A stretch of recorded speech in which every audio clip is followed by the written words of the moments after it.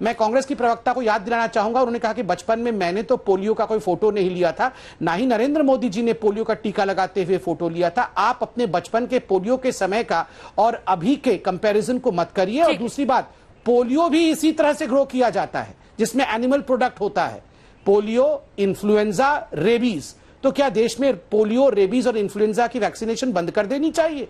ये किस प्रकार का राय है कांग्रेस पार्टी का? बहरहाल अभी अगर राहुल जी और सोनिया जी को फोन हो सके तो मुझे ठीक लगेगा। सुप्रिया जी,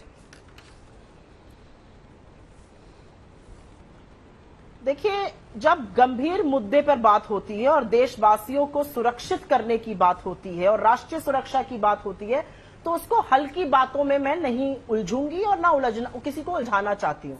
मुद्दे की बात हो रही है, आपका शो बहुत लोग देखते हैं, बिल्कुल वैक्सीन लगवानी चाहिए, लोग बिल्कुल वैक्सीन लगाना चाहते हैं, लोग लाइन में लगकर वैक्सीन लगाने को तैयार हैं, लेकिन प्रभु वैक्सीन है कहां? कितनी वैक्सीन उपलब्ध है? ऐसा क्यों है कि 135 करोड़ के इस देश में, जहां से 95 से 100 करोड़ लोगों को वैक्सीन लगनी है, अभी सिर्फ 4 करोड़ 99 लाख लोगों को ही लगी है। और पूरा डेटा के साथ आपको बता देती हूं कहां पर कितनी लगी। उत्तर प्रदेश, जो मेरा गृह क्षेत्र है, हिंदुस्तान की 1/6 आबादी वहां पर रहती है। उत्तर प्रदेश में अभी मात्र 38,75,000 लोगों को ही अभी तक 2 डोज लगी हैं। तो इतना स्लो वैक्सीनेशन क्यों हो गया है? क्योंकि वैक्सीन की उपलब्धता नहीं है। बिल्कुल वैक्सीन लगनी चाहिए, लोगों को हर तरह का प्रबंधन होना चाहिए। वैक्सीन तो प्रचुर मात्रा में उपलब्ध कराइए। किसने वैक्सीन की किल्लत करी, ये एक बार फोन करके डॉक्टर हर्षवर्धन जी से भी पूछिए आप, या प्रधानमंत्री जी के भी आप चहेते होंगे, जिस तरह की बातें करते हैं, उनसे भी ये पूछे कि कैसे वैक्सीन की हमारे इस देश में किल्लत हो गई, जो दुनिया में सबसे बड़ा वैक्सीन मैन्युफैक्चरर है। प्रधानमंत्री महोदय जी के डोर स्टेप पे बात ये आके रुक जाती है, क्योंकि वो सीरम भी गए थे फोटो खिंचाने, वो भारत बायोटेक भी गए थे फोटो खिंचाने।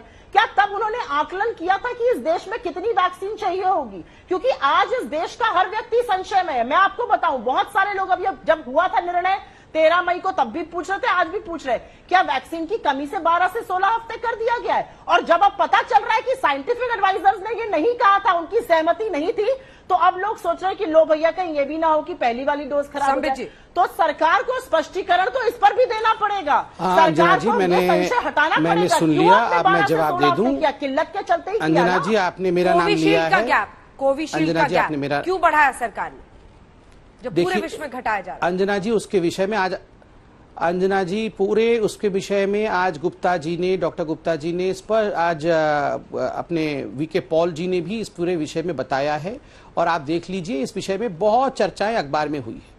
मगर ये एक अटेम्प्ट है कि किसी भी कीमत पे मैं चीन में चले जाऊं, मैं बाकी विषय पे चले जाऊं। देखिए, कोविशील्ड पे, गैप पे, वैक्सीन की किल्लत हुई नहीं हुई, इस पे कम से कम मुझे लगता है 100 डिबेट्स आपके चैनल में मेरे और कांग्रेस के प्रवक्ता के बीच में हुई है। आज का डिबेट पहली बार हो रहा है, मैं इससे भटकूंगा नहीं। मैंने एक पॉइंटेड सवाल पूछा, गांधी परिवार कोवैक्सीन में विश्वास करती है या नहीं, क्योंकि ये रेलिवेंट है इस टॉपिक को। मैं अभी चीन के बारे में कोई जवाब नहीं देना चाहता, क्योंकि चीन अभी इस टॉपिक से रेलिवेंट नहीं है। मैं जानना चाहता हूं कि राहुल गांधी जी ने वैक्सीनेशन लिया कि नहीं, क्योंकि वैक्सीन हेजिटेंसी ये पूरे गाय वाले प्रकरण से बहुत ज्यादा बढ़ जाती है। दूसरी बात, चलिए कुछ भी नहीं, कम से कम प्रवक्ता महोदय जो यहां मौजूद है वो ये तो कह दे कि अब कांग्रेस पार्टी इस भ्रम को आगे नहीं बढ़ाएगी। और कांग्रेस पार्टी जिस प्रकार से इस भ्रम को आगे बढ़ा रही थी, वो ट्वीट भी डिलीट नहीं हुआ है, हम उसके लिए माफी मांगते हैं, हम क्षमा मांगते हैं। और एक अपील तुरंत यहां से जारी करे कि कोवैक्सीन में किसी प्रकार से गाय या बछड़े का सीरम मौजूद नहीं है।